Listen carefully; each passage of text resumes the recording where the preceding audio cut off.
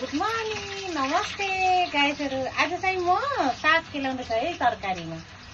अनि साग पनि खाने अनि मासु पनि खाने। अनि मासुभन्दा मलाई साग चाहिँ मनपर्छ। मैले चाहिँ साग केलाउँदैछु, मेरो छोरीले चाहिँ मासु पकाउँदै छिन्। अनि गाइसहरू यहाँ फेरि कुकुरहरूलाई पनि दिइदिएको छु है मासु मैले। कुकुरहरूलाई पनि दिने गरेको छ क्या खाने। अब के गर्नु, हामी त मान्छेले त मागेर नि खान्छौँ होइन। कुकुरहरूलाई पनि मैले मासु दिन्थेँ, साँझ 1 केजी बिहान 1 केजी चाहिँ कुकुरहरूलाई, मेरो पसलको वरिपरि भएको कुकुरको बच्चाहरूलाई चाहिँ मैले मासु अनि भातहरू दिने गरेको छ। तर मान्छेहरूले चाहिँ रिस गर्ने रहेछन् कुकुरहरूलाई खाना दिँदाखेरि।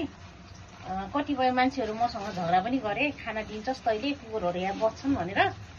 गाइजहरू के गर्नु, अब आफूले त मानिसले त मागेर कसैले अब 10-20 रुपियाँ दिन्छ, मागेर नि खान्छन्। त्यो कुकुरहरूको त को हुन्छ र होइन। यी साग कस्तो राम्रो छ गाइजहरू, हेर्नु त। मलाई साग चाहिँ लास्टै मनपर्छ कि मासुभन्दा पनि साग मनपर्छ। मेरो छोरीले चाहिँ मासु पकाउँदै थिइन्, म चाहिँ साग केलाउँदैछु। आज चाहिँ मलाई भान्सामा छोरीले सघाउँदै छैन, मासु पकाउँदैछु, म चाहिँ साग केलाउँदैछु। छोरी भएको यही हुने रहेछ सजिलो गाइसहरू। मेरो छोरीले खाना पकाउने अब कामहरू सहयोग गर्दै थिइन्। म पनि अब खाना पकाएर अनि खाएर पसल जानुपर्छ गाइसहरू। छोरी मान्छे हो, अब काम चाहिँ सबै सिकाउनु पर्छ। काम चाहिँ सबै गर्छिन्, तर अलि अल्छी गर्छिन् काम गर्न चाहिँ गाइसहरू। अब यति साथीहरूको भिडियोमा म चाहिँ सपोर्ट गर्न अलि भ्याउँदैन कि, त्यही हो। म बिजी हुन्छु पसलमा, अनि बिहानै उठ्यो, पकायो, खाना खायो, पसल गयो, दिनभरि पसलमा बिजी हुने हुन्छ साथीहरू। तर हजुरहरूको भिडियोमा म चाहिँ अलि सपोर्ट गर्न चाहिँ अलिक भ्याउँदिनँ कि नरिसाइछु ल। म चाहिँ बिजी हुन्छु, भिडियो बनाउन नि भ्याउँदैन। कहिलेकाहीँ अलिकति एकछिन टाइम के खाना पकाउँदाखेरि टाइम निकालेर बनाउने हो भिडियो पनि गाइसहरू। के गर्नु, गाह्रो छ, काम गर्नै पर्यो होइन। फेरि यो किचन कति कालो हो नभन्नु होला है गाइसहरू। यो आगो कुन ठाउँमा हो कि आगो बाल्छ नि, तर आजभोलि चाहिँ गर्मी छ, आगो बालेको छैन। अनि ग्यास बालेको छैन, आजभोलि चाहिँ गर्मी छ लास्टै। के गर्नु, साथीहरूलाई कतिको मनपर्छ साग, मलाई लास्टै मनपर्छ साग। छोरीले मासु पकाउँदैछन् अनि त्यसपछि पास्ता पनि ल्याएछन्। हजुर पास्ता खाने अरे दिनमा नास्तालाई, खाजालाई। मैले एकछिनको दुध बसाउन उता बस्छु ग्यास। त्यो डाल्लो भुइँमा बसाउन न।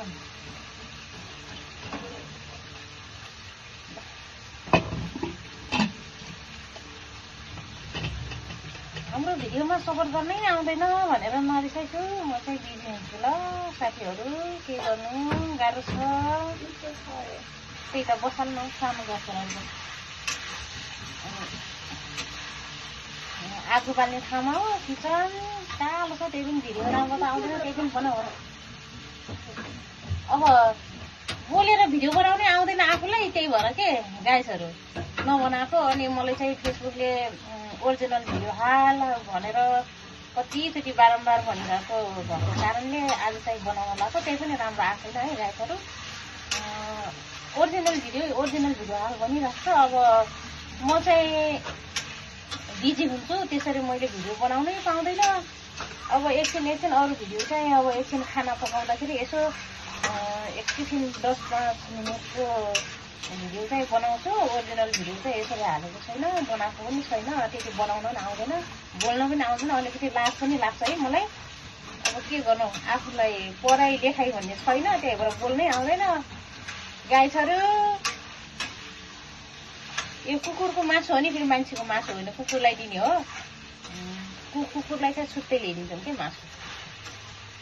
साँझ 1 केजी बिहान 1 केजी ल्याइदिन्छौँ। कुकुरहरूलाई चाहिँ मैले लास्टै माया लाग्छ, जनावरहरूलाई लास्टै माया लाग्छ कि। चराहरूलाई चाहिँ भातहरू अनि पानीहरू राखिदिन्छु छतमा, अनि खान्छन् कि चराहरूलाई। मलाई लास्टै मनपर्छ क्या, त्यो जनावरहरूलाई माया लाग्छ होइन।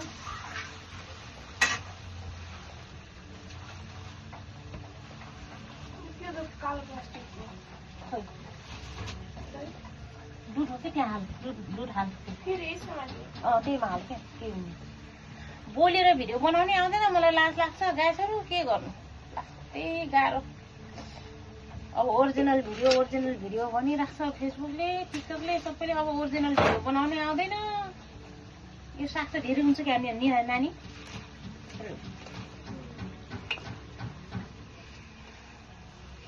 अब कस्तो भयो यो ओरिजिनल भिडियो मलाई बनाउनै आउँदैन बाई नमस्ते गाइसहरू धेरैजनाले माया गरेर सपोर्ट गर्दिनु होला भिडियोमा तर म पनि भ्याएसम्म सपोर्ट गर्न चाहिँ आउँछु साथीहरूको भिडियोमा मलाई चाहिँ त्यति टाइम हुँदैन अब के गर्नु गाह्रो छ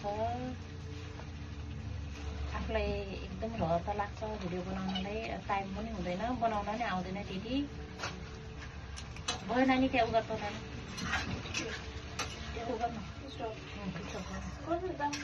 नानी बिचको रातो त दाम म यहाँ गाइस